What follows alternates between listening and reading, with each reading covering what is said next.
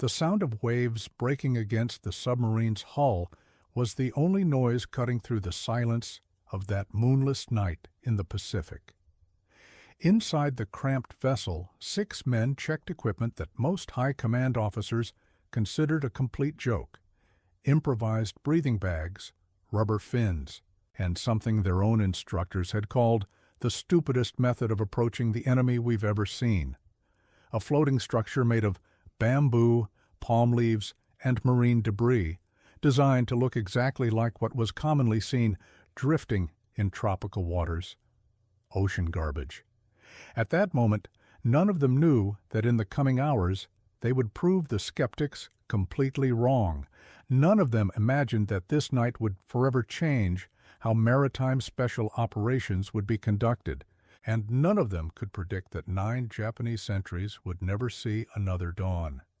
If you're here, it's because, like me, you're fascinated by these stories where ingenuity overcomes military orthodoxy. So hit that like button, subscribe to the channel, and come with me on this journey to understand how a handful of men defied the naval establishment and created tactics still used by the U.S. Navy SEALs 80 years later. To understand how we arrived at that decisive night in the Pacific, we need to go back a few years and meet the men behind this silent revolution.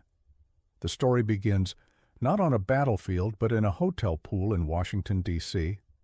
It was 1942, and a young medical student named Christian Lambertson was about to forever change the course of naval warfare. Lambertson wasn't a typical military man. He was a scientist, an inventor, a man who since his teenage years on the New Jersey coast had experimented with ways to breathe underwater using nothing more than a bicycle pump, a hose, and an airbag. What started as summer fun transformed into scientific obsession. He studied respiratory physiology, understood the chemical principles behind oxygen absorption and carbon dioxide elimination, and created something no military engineer had achieved: a self-contained breathing apparatus that produced no bubbles.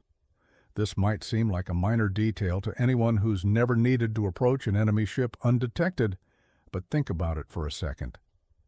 The diving equipment of that era consisted of metal monstrosities, heavy helmets connected by hoses to surface pumps.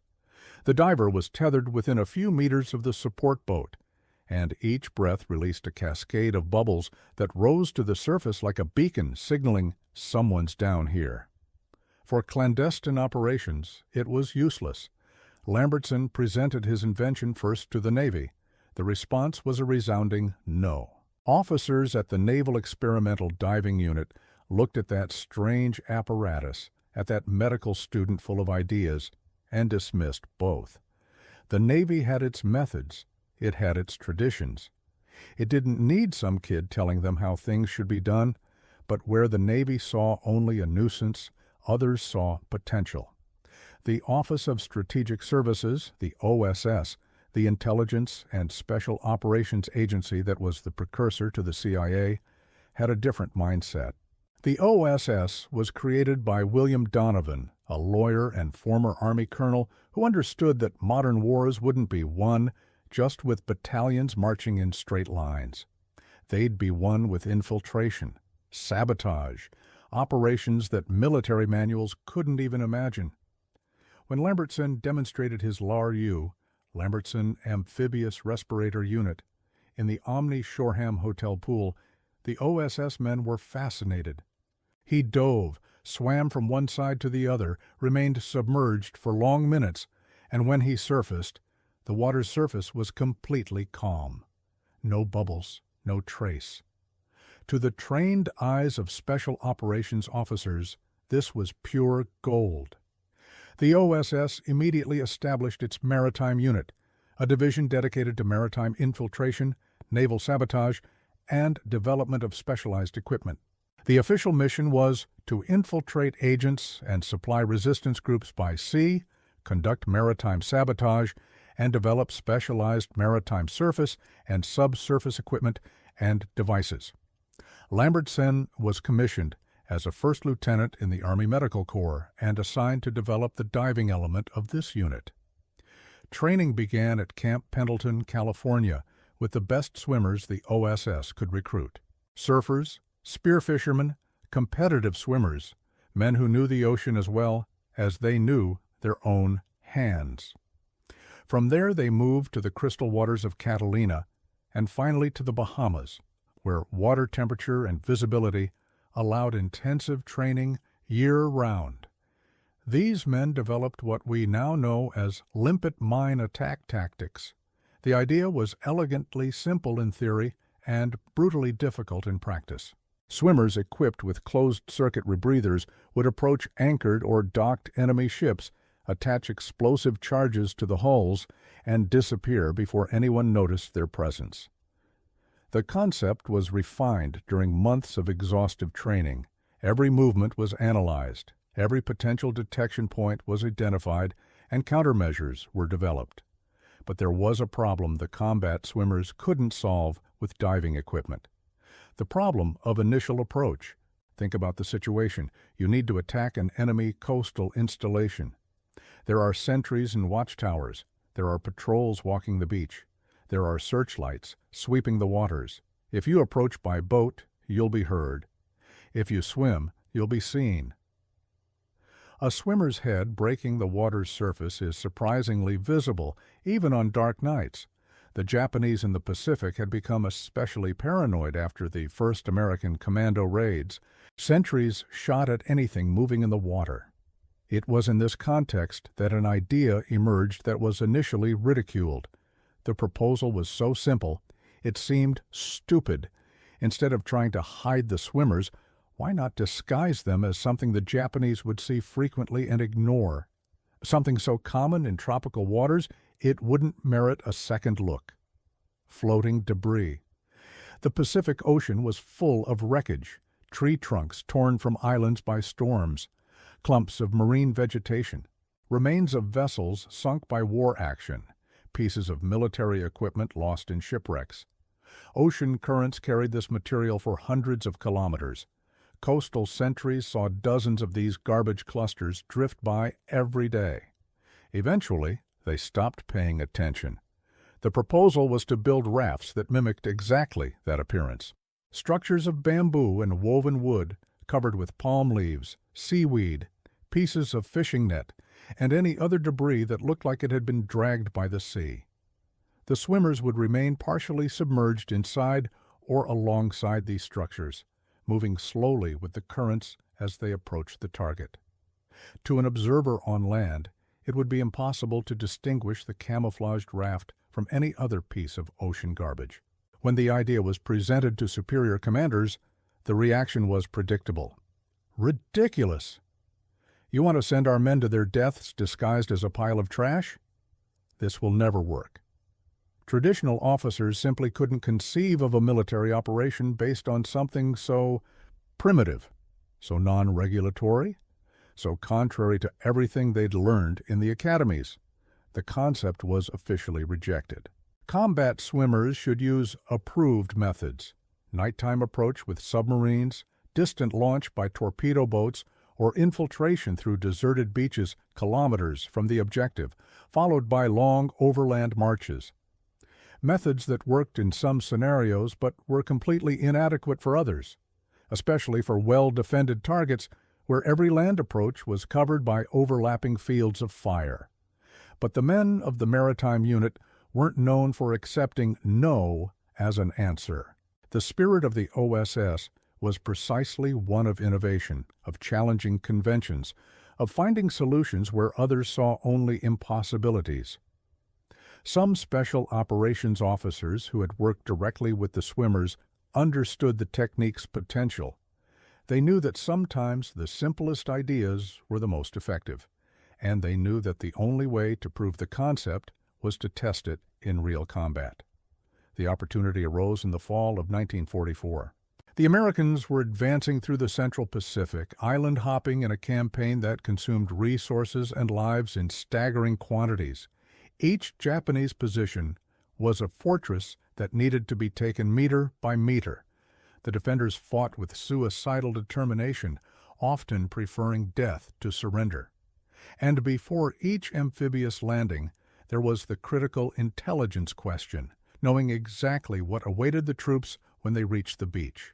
The underwater demolition teams, the UDTs, had been created specifically to reconnoiter beaches before landings and demolish obstacles that would impede the approach of assault craft.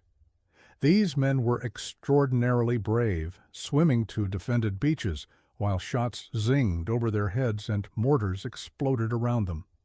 But there was a limit to what they could do. Their operations were close reconnaissance, assessing beach conditions, identifying obstacles, sometimes conducting demolitions. They weren't deep penetration operations. What planners needed for a specific island in the Caroline Archipelago was different. They needed to know the exact disposition of coastal defenses. They needed to know the location of artillery bunkers that could devastate a landing force, and, if possible, they needed some of those defenses neutralized silently before the main attack. The island in question had a particular problem, a series of observation posts connected by telephone line that would allow the entire garrison to be alerted the moment any approach was detected. If these posts could be eliminated simultaneously at the right moment, the landing would have a much greater chance of success. The conventional method would be massive naval bombardment followed by air assault, but this would alert not only the garrison of the target island, but also Japanese forces on nearby islands. Strategic surprise would be lost. And even with heavy bombardment, well-protected observation posts on high ground often survived and remained operational. It was in this context that a special operations officer, whose name remains classified to this day, proposed using the rejected technique, the debris raft. He argued that the island sentries were accustomed to seeing floating material pass through coastal waters daily. If the swimmers could approach disguised as just another cluster of ocean wreckage, they could reach positions within meters of the observation posts without being noticed. From there, the attack would be quick and silent. The theater commander initially hesitated. The technique hadn't been approved. If the mission failed and men died using an unauthorized method, there would be consequences. But the pressure for results was intense. Every day of delay cost lives. Every conventional operation that didn't achieve its objectives represented hundreds of families receiving terrible telegrams. The Special Operations Officer was authorized to proceed, with the condition that responsibility for the outcome would rest entirely on his shoulders. The team selected for the mission consisted of 6 combat swimmers, all veterans of previous operations. They'd spent months training techniques the Navy considered excessively unconventional. Silent hand-to-hand combat, use of knives and strangulation, stealthy approach across diverse terrains. These were men who deeply understood the importance of absolute silence. A single shot, a single shout, would mean the failure of the entire operation. Construction of the debris raft was conducted at the American base island using materials collected specifically to appear authentic. Sea-washed bamboo, palm leaves in various stages of decomposition, Japanese fishing nets recovered from shipwrecks, pieces of wood with marks from shipworms, the mollusks that bore through organic material in the tropical ocean. The structure was designed to allow the swimmers to remain partially submerged, breathing through camouflaged snorkel tubes that looked like twigs on the surface. Ropes woven into the structure would allow them to move without creating visible disturbances in the water. The submarine that would transport them departed 3 days before the planned date for the main landing.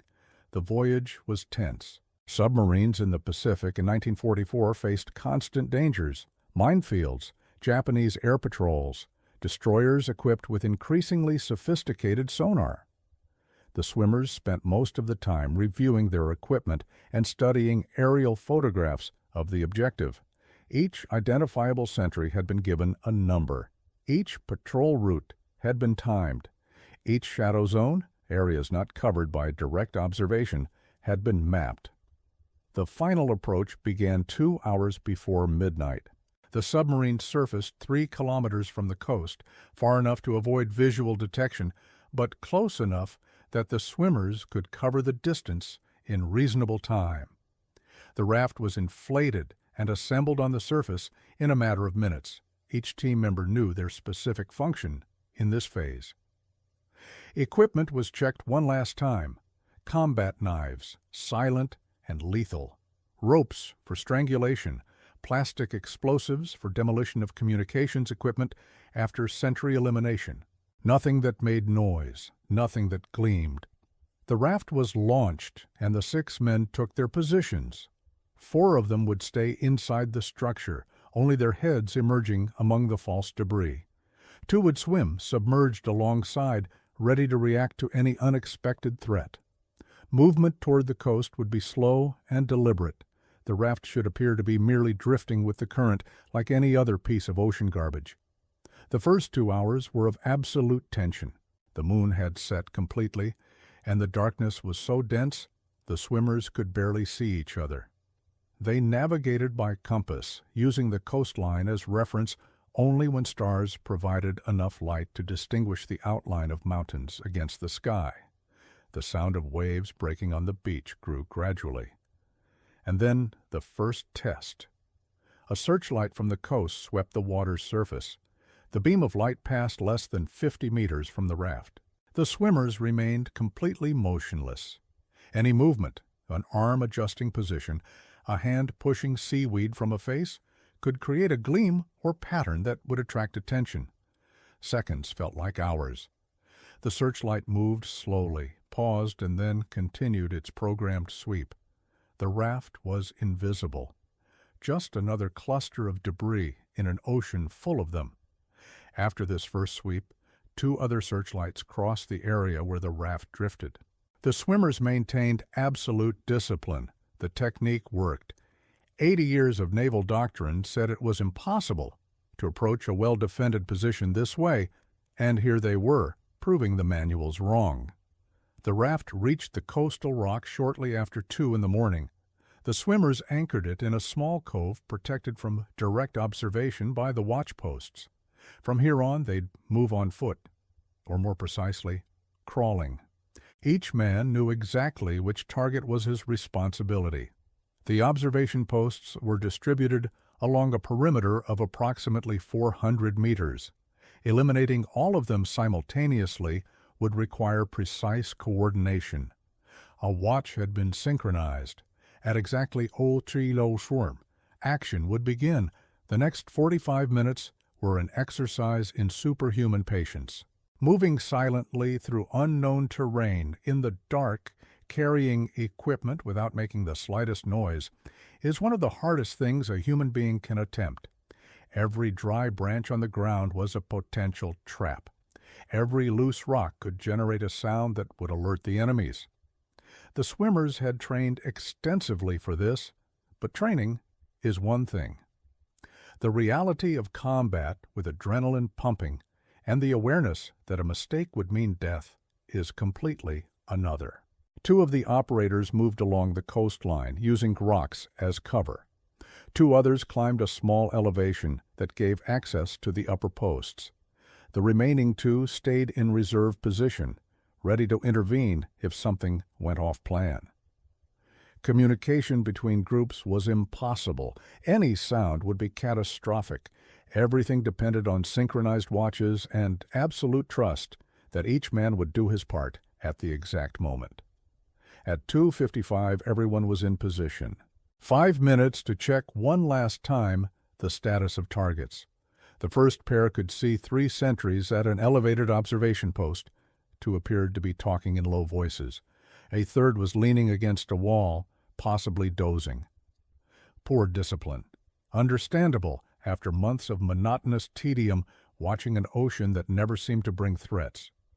These men had no idea that death was crawling in their direction. The second pair identified 2 targets in a partially buried communications bunker. The radio antenna was clearly visible, as were the telephone cables connecting this post to the others. Eliminating these 2 sentries and destroying the communications equipment was critical. Without it, the other posts couldn't alert the main garrison, even if something went wrong. The third pair in reserve had line of sight to 2 additional posts, each with 2 sentries. If the first attacks failed, they'd have to act immediately to prevent the alarm from being raised. 3 o'clock in the morning. What happened in the next 90 seconds demonstrated why special operations depend as much on intensive training as on raw courage. The first pair moved simultaneously against the elevated post. One of the operators emerged behind the sleeping sentry, wrapping his neck with a rope in a movement that took less than 2 seconds to render the man unconscious and, in 3 more, eliminate any chance of recovery. His partner dealt with the 2 conversing sentries differently. Taking advantage of their mutual distraction, he approached from a blind angle and attacked both in sequence so rapid that neither had time to scream. 3 eliminated. At the communications bunker, the attack was equally silent but more complex. The confined space meant the operators couldn't use ropes with the same freedom. Knives were employed. The first sentry fell when a blade pierced precisely between the cervical vertebrae. The second only had time to turn his head before suffering the same fate. The radio was destroyed with silent detonation charges, a device developed especially for missions where the sound of a normal explosion would be unacceptable. Telephone cables were cut, 2 eliminated. The 4 remaining operators, seeing that the initial phase had been successful, advanced on the secondary posts. At this point, the time factor was critical.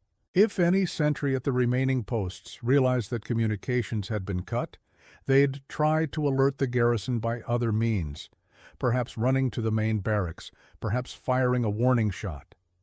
The swimmers had minutes, not hours. Coordination here was less perfect. One of the operators stumbled on an exposed root when approaching his target, creating a noise that made the sentry turn sharply. There was no time for subtlety. The American covered the remaining distance in 2 leaps and struck the Japanese before he could raise his weapon. The fight was brief but brutal.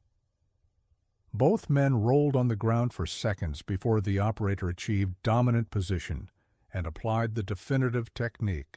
Meanwhile, his partner had silently eliminated the other 3 sentries at the secondary posts. Total, 9 eliminated, 0 shots fired, 0 alerts given. The primary mission was complete, but the work wasn't finished. The operators still needed to collect intelligence, documents at the observation posts, notes that would reveal patrol procedures, anything that could help with the landing that would occur in less than 48 hours. They also photographed the positions of coastal defenses from angles that aerial photographs didn't capture. Camouflaged bunkers were identified, artillery positions were mapped, minefields were demarcated. The exfiltration was as tense as the infiltration.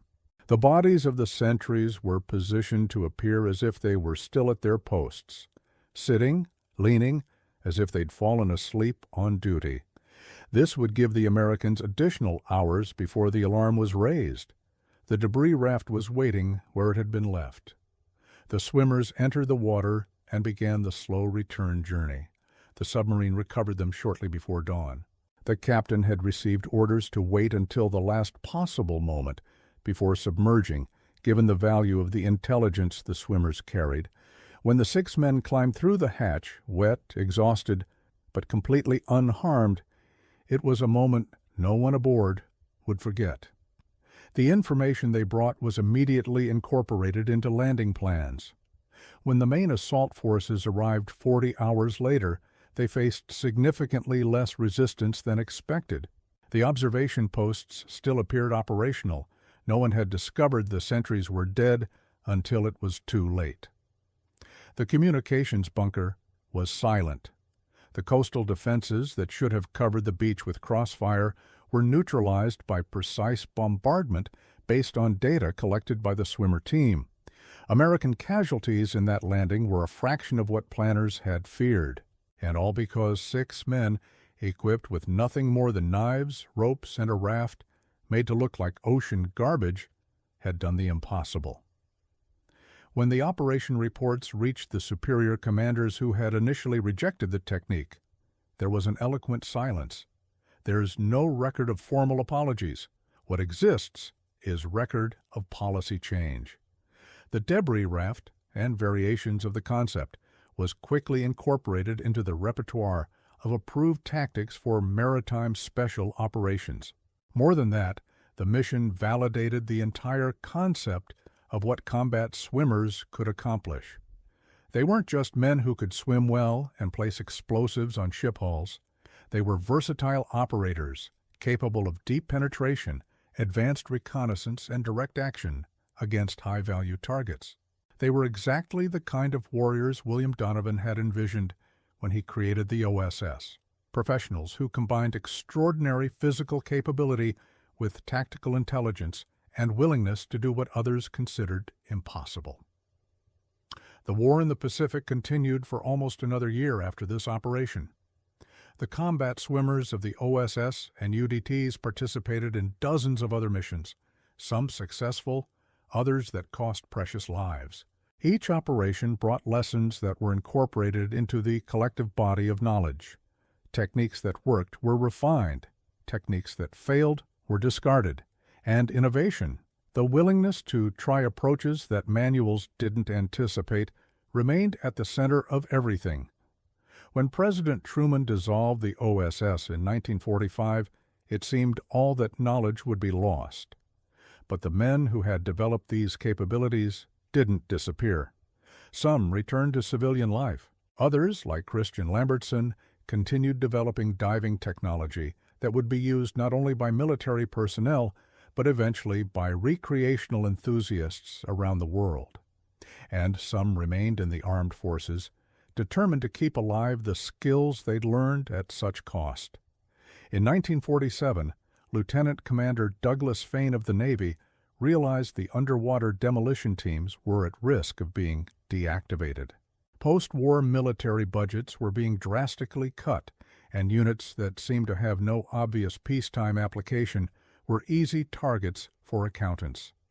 Fain sought out Lambertson and asked for help, demonstrating the continued value of the UDTs. Lambertson traveled to Norfolk, Virginia, where he trained the remaining UDT operators in OSS combat swimming techniques, use of the LARU, and operation of the Sleeping Beauty, a motorized submersible kayak developed by the British and perfected by the OSS. These demonstrations were sufficient to convince naval commanders that the UDTs represented a unique and valuable capability that shouldn't be discarded.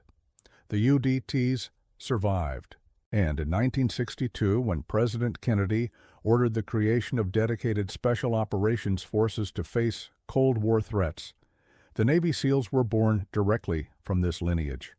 The tactics, techniques, and procedures developed by OSS combat swimmers and refined by the UDTs became the foundation upon which the SEALs built their legendary reputation. Even today, decades after that night in the Pacific, the principles that guided that mission remain valid. The willingness to question conventional wisdom, the ability to improvise solutions with available materials, the understanding that sometimes the simplest approach is the most effective, and above all, absolute trust between team members, the certainty that each man will do his part at the exact moment because the lives of others depend on it. The debris raft, that idea that was ridiculed and rejected, became a symbol of something greater. It represented the possibility of rethinking assumptions everyone took as absolute truths.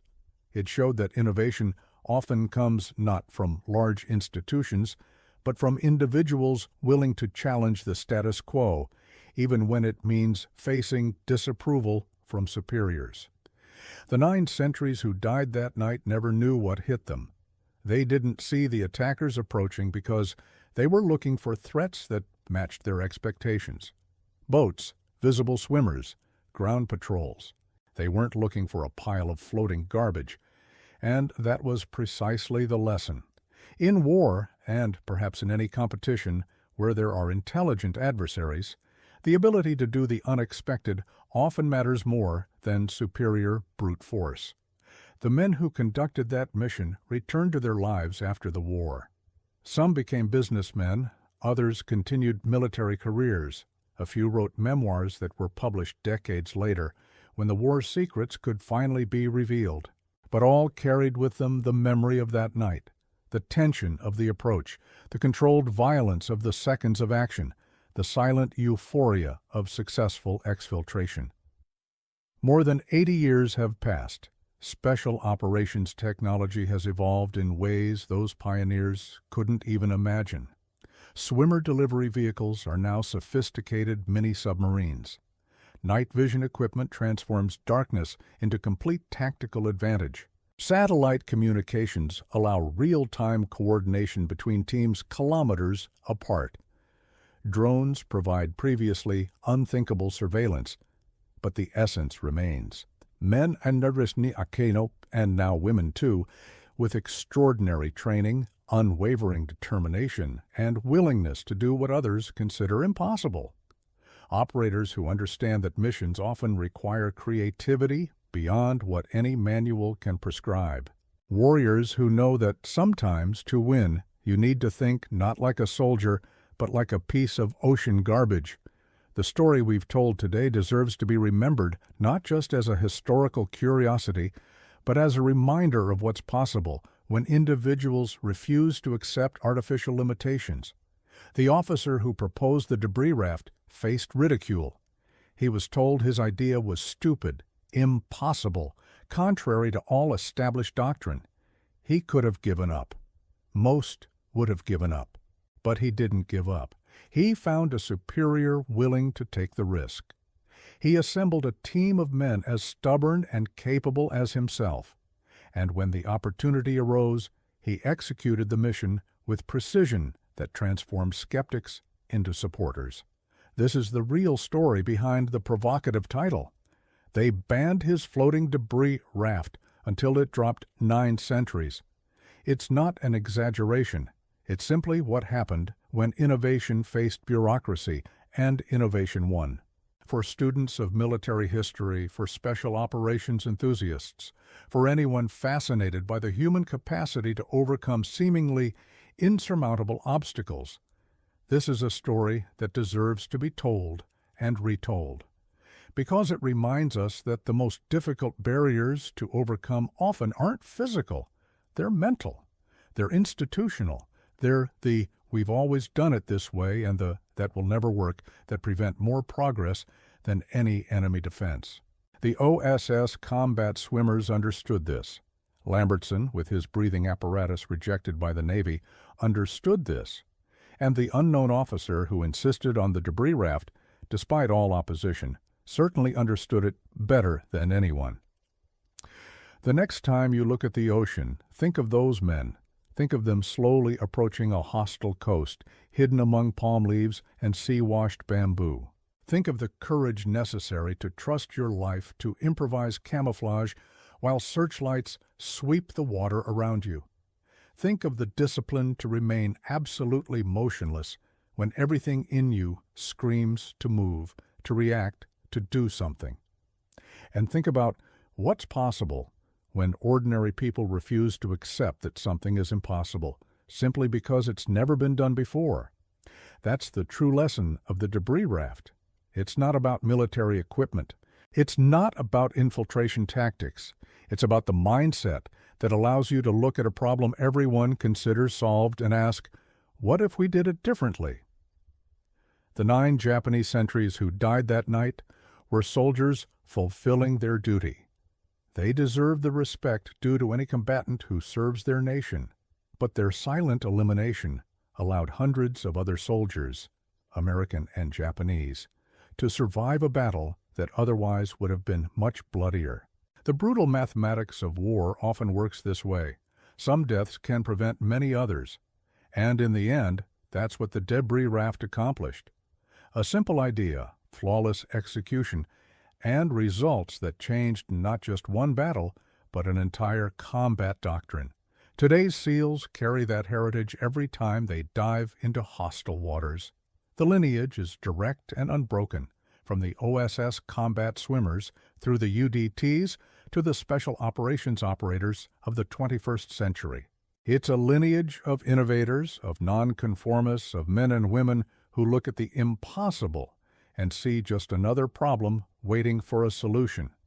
It's a lineage that began largely on that night, when 6 swimmers and a garbage raft proved that generals and admirals don't always know best.